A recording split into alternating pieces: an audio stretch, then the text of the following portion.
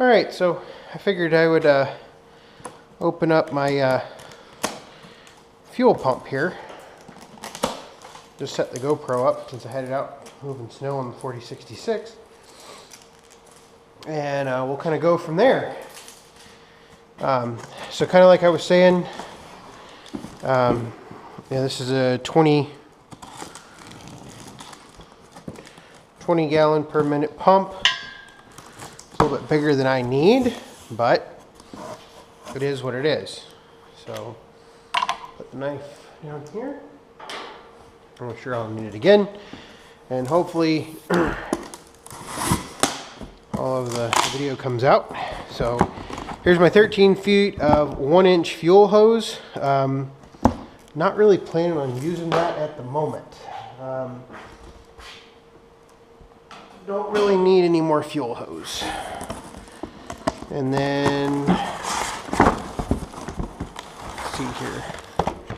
So this must be my extensions. I better just put this down on the ground and see what y'all can see. So I'll move it around a little bit.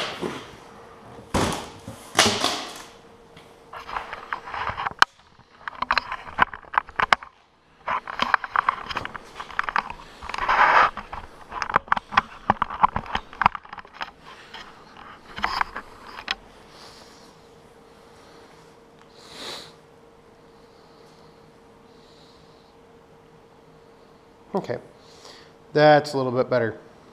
You can see my double shoes down there. So this is most likely my pickups right there. I guess you thread these together somehow, some way, like this, I would assume. And then tell you what, doing this without gloves on is pretty daggum chilly. Won't lie. So there's that, and then I assume this lets go somehow, and you can extend it out. So there's my extension. I'll worry about that.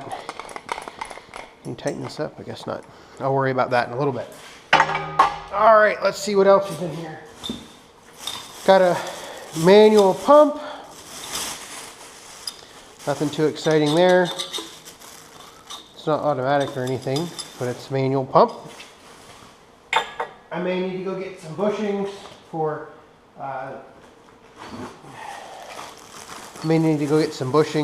the pump handle. My fittings, so hopefully they fit down in the tank. It looks like they will. The tank's got a 2-inch. I believe that's the 2-inch adapter right there.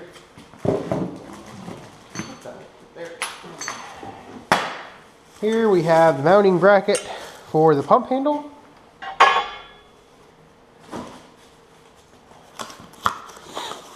Here is my digital meter, 3 to 26 gallons per minute, operating pressure of 145 psi, and 1-inch outlets. So now my system currently is I believe it's all 3/4. So like I said, I may have to go get some adapters for all this 1-inch, stuff. And then, yes, this is my actual pump. Doesn't come out of the box. Set it here on the corner. Hopefully it's supportive enough. Get my knife again. You'll just have to stare at the back of my juice head for a minute. And there's the pump. Now I think what I'm going to do to power this, like I said, this is 12 volt. What I'm going to do to power this is I am going to put just a lawn and garden battery over there on a battery tender. And for the most part, I may even leave the battery tender off and turn it on, like put a timer on it, and it's only on so many hours a day, because obviously I don't need it that much. So all right, I'll set this up over by the tank. I'll set the camera up over by the tank. This may be a 2-part video, and I we'll take the old rotary pump off and go from there. I'm sure I'm going to spill lots of diesel fuel in the meantime, so I'm going to go get a couple catch pans and see what we can come up with.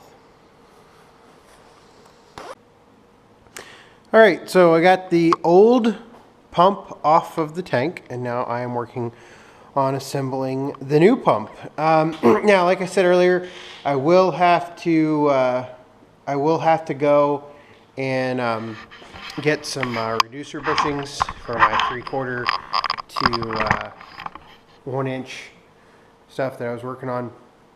What I'm going to do now is I'm just going to sit here and assemble assemble this. And forgot my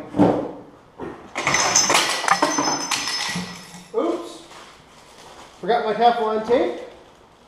Now that I've dropped everything, and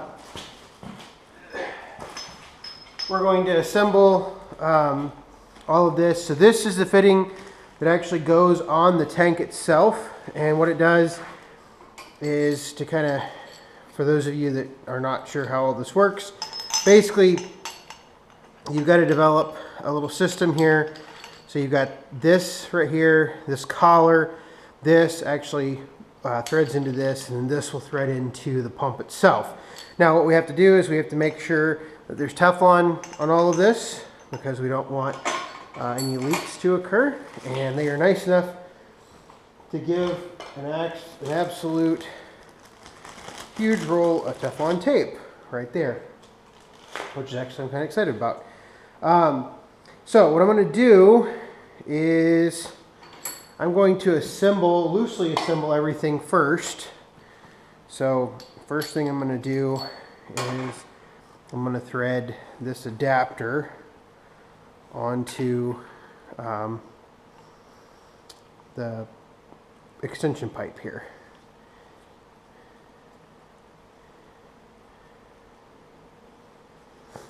This isn't very good Teflon tape, but it's tape. I should go get my other stuff. Okay. Now, wow, this is terrible Teflon tape.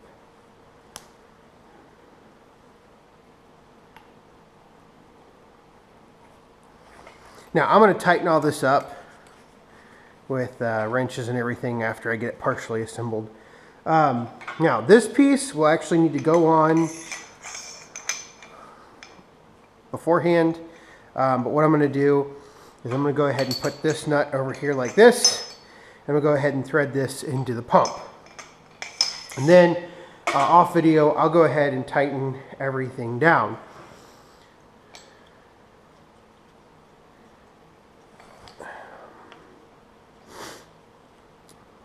Should have done this a different day because it's kind of cold back here. I think you can see my breath in all this. I had for a little while, I had the heater running.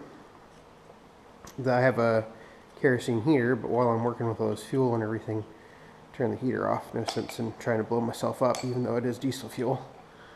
Figure I just don't need that for the new year. So, oh, I did it the wrong way. You're supposed to stop me about that. I do that all the time.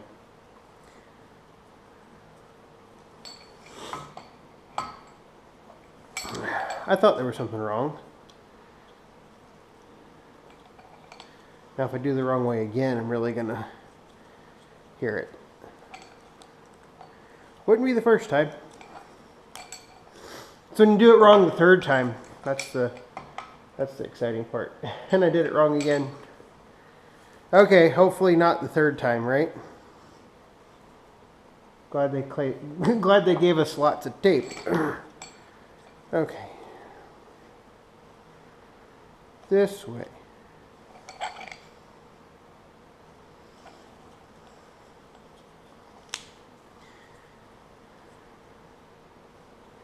Tell you what, this is hard stuff.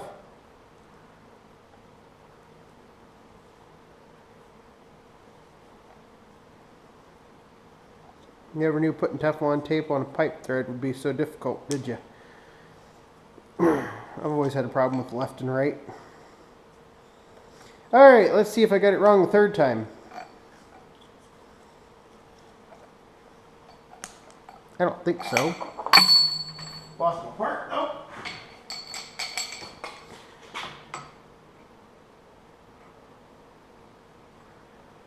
There we go. All right. So now that that's in there, what I'm going to do is I'm going to go ahead and get it all tightened down. And then I'm actually going to go ahead and put it on the tank. I'm going to get this fitting on here, put Teflon tape on it. The fitting that was in there had putty on it, plumber's putty or Teflon paste, whatever you want to call it. But I think I'm just going to use tape this time and we'll go from there. All right, so here is the pump. It is all hooked into the tank. Got all my Teflon tape and everything in there. I think it sealed up really nice. This is actually where I'm going to stop until I get the reducer fittings. That way there's no open